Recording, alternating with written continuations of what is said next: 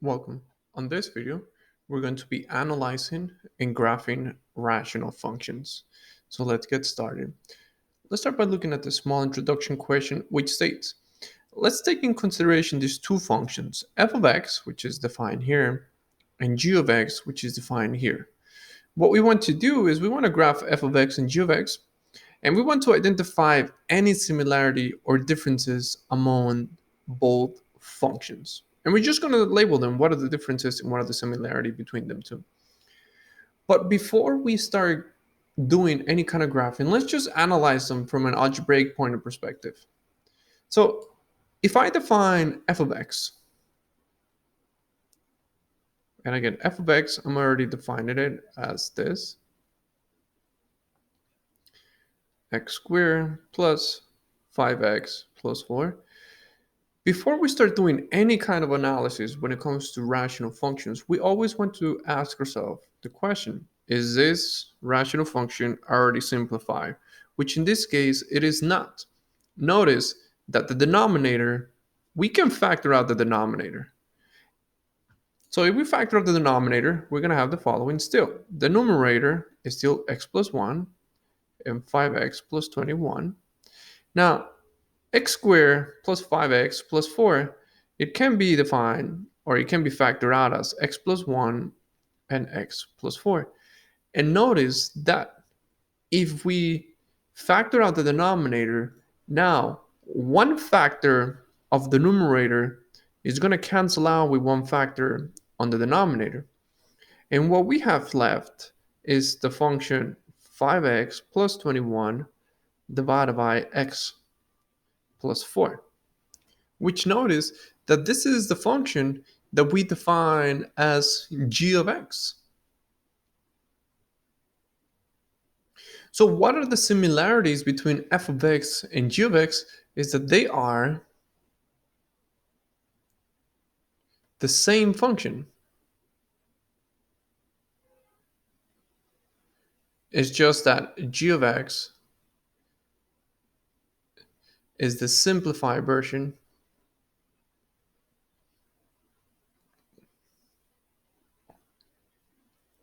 of f of x. So if we graph f of x and g of x, we should essentially obtain the same function. Well, let's see if that is true. We go back here to that. So notice that here is f of x. So f of x is right here in green. Now, if I graph g of x on top of it,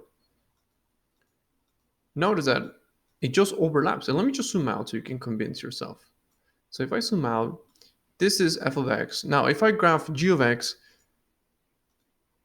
I'm essentially graphing the same function. So we can agree that they essentially have the same definition when it comes to a graph. But there must be a difference between them too, because we did simplify here. So this simplification should have affected g of x in a way. What remember from our previous discussions is that whenever we are simplifying any rational functions and a factor cancels out, what we have created, it's a removable discontinuity, or we can also define it as just a hole in the graph. So therefore, the difference between these two functions is that g of x, it has a removable discontinuity, which I'm just going to call it a hole, at the point x equals -1. So if we want to just show this, so here we have two graphs. They're essentially the same graphs. And I'm going to say that the graph on the left, I'm going to define it as f of x. And the graph on the right, I'm going to call it g of x. So we all agree that they are the same functions, but the only difference is that under g of x, we have a removed discontinuity at x equals -1. So -1, it's about right here. So this is when x is -1. So if I go to the actual graph at -1, it's going to intersect here.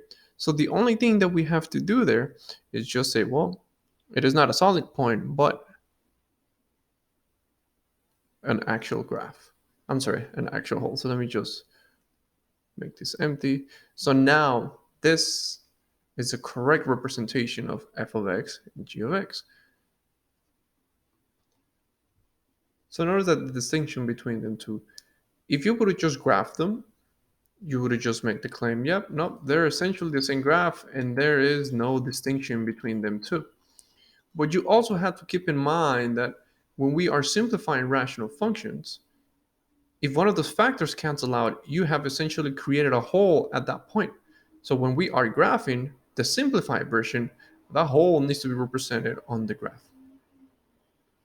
And with this, it concludes our lesson for analyzing and graphing rational functions.